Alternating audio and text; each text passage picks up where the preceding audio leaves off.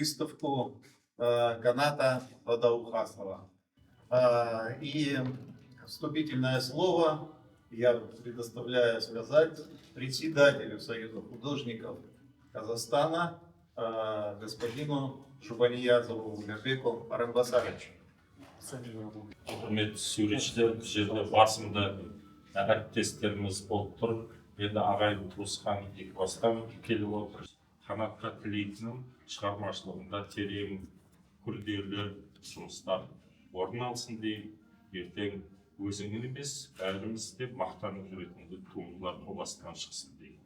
Ал енді сізді осы күні Қазақстан Республикасы Суретшілер одағының қатарына қосылуымен сізге одақ мүшелік кітапшасын табыстауға рұқсат етіңіз.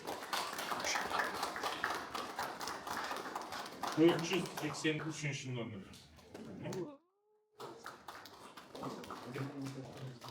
Қазақстан бейнелеу өнері деген альбом. Амандық болса, 8 жылдан кейін Қазақстан Суретшілер одағы бір ғасыр жасқа толады. Сол келесі бізден келе жатқан жастар сол альбом шығарар деп ойлаймыз. Соған сіздің де еңбектеріңіз кірсін. Абай университеті көркемсурет графика факультеті 1960 жылы бөлім болып ашылды. Физика математика факультеті жанында. 1969 жылы жеке факультет болған.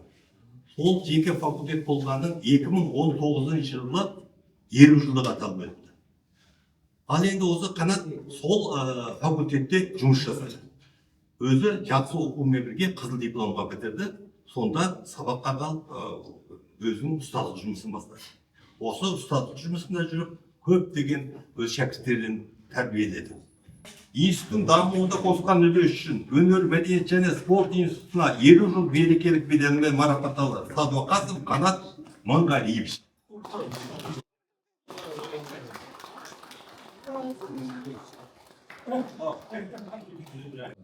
Ана адамға қандай атақ алып жатса да, өзі оқыған тәңірақтан алған атақтан жоғары болмайды.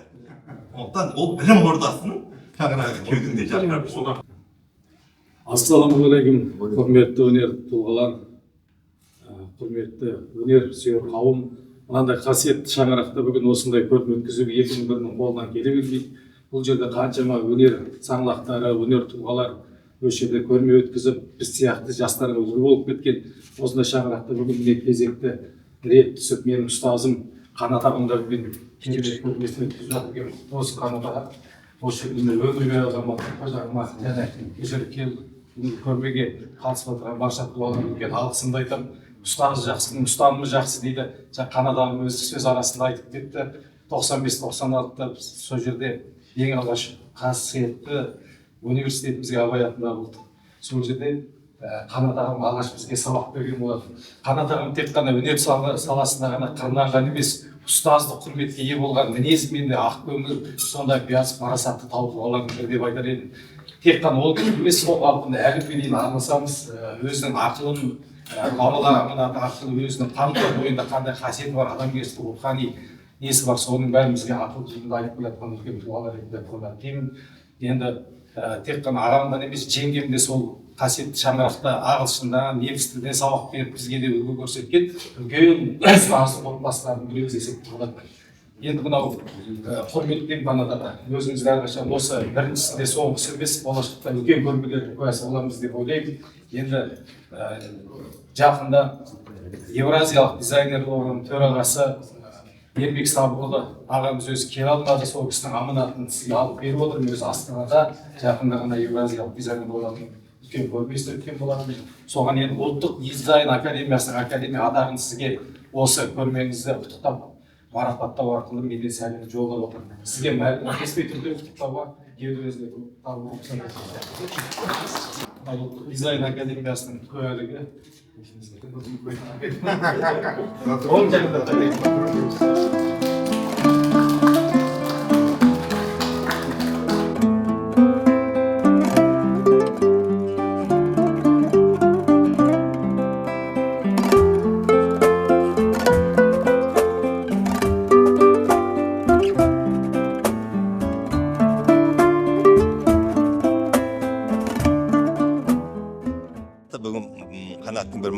туған күні, ол қандай мақтаныш қандай болады? Жай мақтаны болады. Еңбегінің еленіп, ел көзіне түсіп, еңбектің нәтижесін көріп, соның мақтанышы болады. Яғни ол мақтан адамды өсіретін мақтан. Яғни көп адам әрқайсысы өзі ойнайып, оның жұмысынан бір ләззат алып, өзі бір жасалған мынау эстетикалық талғамын көрсетіп жасаған осындай жұмыстарынан басқа адамдар ләззат алып жататын болса, яғни сен босқа еңбектенбегенің көрінеді. Яғни еңбегің ақталды. Осы жасап жатқан дүниең жай емес екенін. Яғни сен осы біреулер түсіну мүмкін, оны салып жатыр, ол неге керек деуі мүмкін. Ал міне көрдіңіз ба? Оның артынан мысалы кезінде Европада осы мына күнбағысты салған атақты суретшілер бар. Міне оны бүгінгі 21-ші ғасырда салып жатқандар бар. Неге? Осындай бір талғамды өз ұлтына бұл берілген дүниелер ғой. Яғни мұны көреді. Бүгінгі мұндай жасалған дүниелер ертең болмайды. Қазіргі мына жасанды интеллекттің келуіне байланысты көп дүниелер өзгеріске ұшырайды. Ал біздің бұл ұлттық қазынамыз болады. Сондықтан Қанат осындай бір үлкен еңбектің деңгейіне жетті.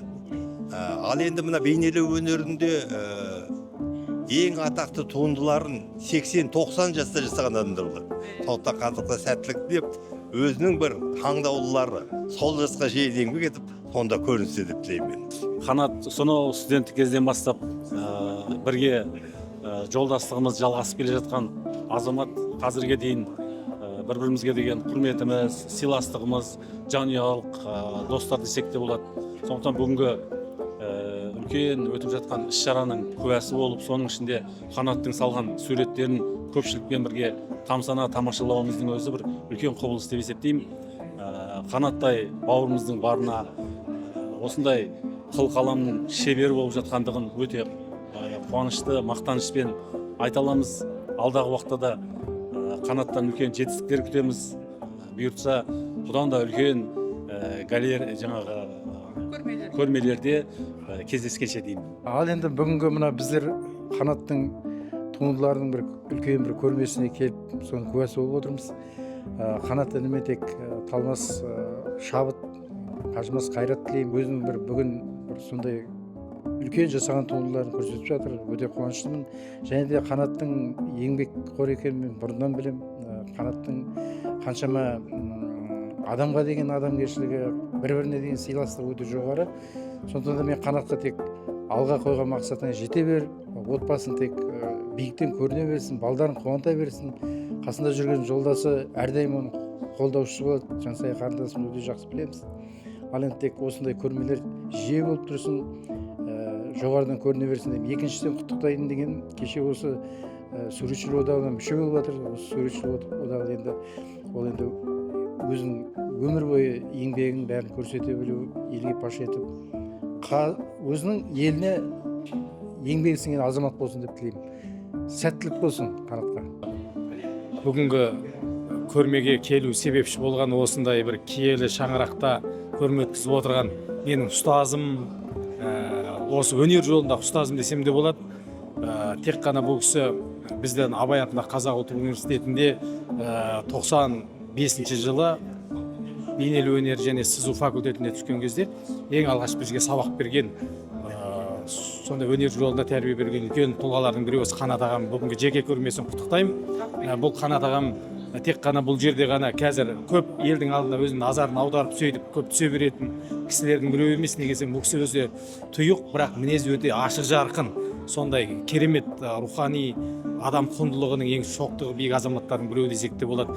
Бірақ бүгін осындай жарқ етіп осындай жеке көрмесін өткізген кезде елдің бәрі таң қалып осындай өзінің таңданысын жасырып жатқан жоқ. Неге десеңіз, қазақтың даласы бар, тарихы да бар, рухани құндылығы да бар, әсем Алматы да бар. Жалпы қазақ даласының өнер арқылы тарихын дамытып, осына ел назарын аударып отырған үлкен тау тұлғалардың біреуі деп айтқым келеді. Енді бұл кісі Қазақстандық бабалар аманаты этнографиялық дизайн одағының мүшесі, енді өзім президент болғаннан кейін менің өзім ұстазым осы одаққа өтіп, маған қолдау көрсетіп жүрген үлкен бір ақсақал, ақылшы ағаларымыздың біреуі деп болады. Бүгін Ермек Сабырұлы, Евразиялық дизайнер одағының төрағасы, бүгін келе алмады. Ол кісі Астанада сол Гумилев атындағы үлкен академияда сабақ бергеннен кейін ол кісінің сәлемдемесін, амандығын осы ұлттық дизайн академиясының академия атағын алып келіп бүгін тапсырудың керемет сәті түсті. Енді бұл кісі мәселе атақ та керек, бірақ атақ үшін жұмыс жасамаймыз ғой. Атақ өзі келіп, бізге өзі уақытысында келіп, кеудесіне тағылатын бір медальдар, сондай сәті келіп бүгін табыстадым. Біз ағам не болса да мәртебе үшін емес, адами құндылығын жоғалтпайтын сондай бір үлкен кісілердің үлгісі ретінде осы кісіні мен жақсы көремін. Ассалаумағалейкум, өнер сүйер қауым, міне қонақтар, бүгін мынау Сәдуақасов Қанат досымыздың өнер көрмесі атты кешіне келіп отырмыз. Осы сурет өнерінде енді Қанат досымыз енді 30 жылдай еңбек етті. Қазір көріп отырғаныңыздай Қанат түрлі тақырыпта жазған. Қанат досымыздың енді еңбектері бүткіл жер шарында десем болар, жан-жақты халықаралық көрмелерге қатысты жақсы жетістіктерге жетті. Алдағы уақытта енді Қанат үлкен жетістіктерге жете бер, еңбегің жана берсін, саған творчестволық табыстар тілейміз, өнердің шыңдары болады, соған жете бер дейміз. Значит, Каната уже давно знаю, общаюсь. И видно, что когда человек с душой, он должен иметь именно контакт с прекрасным. А контакт с прекрасным еще обогащает человека, еще приятнее делает. Вот я его, сколько помню, ни разу не видел неравновешенным, не видел приходящий из себя. Ну, видно, что внутри это искусство сильно работает. А его творчество уже для как публики, кто как воспримет, кто как любит. Я по работе и плюс как личность знаю. У меня два в одном получается. Для кого-то это просто, скажем, пришли на выставку художника, а я пришел к моему канату. Это наш канат выставку сделал.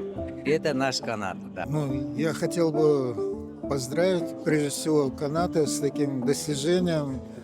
Сразу вступил в члены Союза художников и организовал персональную выставку здесь же.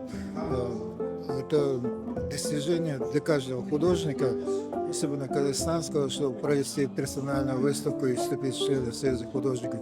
Ну, мне нравится его картина, как он живописно пишет. У него очень такая яркая, красочная палитра. Умеет подмечать красивые пейзажи, натюрморты. Вот здесь представлены и портреты. Ну, то есть художник, он очень такой разноплановый. То есть он не замыкается в каком-то, не ограничивается каким-то одной темой какой-то. Хочу пожелать дальнейших успехов, чтобы не останавливался на достигнутом, хотя это уже то, что он уже достиг, это уже многим бы я пожелал, вот так, конечно. Поэтому всего ему хорошего и дальнейших успехов. Мен алғашқы көрмемде жаңағы тәуелсіздік күніне арнадым, бірақ жалпы осы өнер жолымен айналысқаныма енді 30 жыл болды. 30 жыл еңбегімнің осы алғашқы көрмесі деп ойлаймын. Және өзімнің отбасыма арнаймын, себебі біздің семья құрғанымызға 30 жыл болды. 30 жылдық қорытынды көрме деп ойлаймыз. Өнер ретінің жаңағы мәдениет айнасы дейді ғой. Бүгін енді келген жаңағы барлық көрермендерге рахметімді айтамын. Өзім сонда риза болып, содан толқып не айтарын білмей тұрдым да.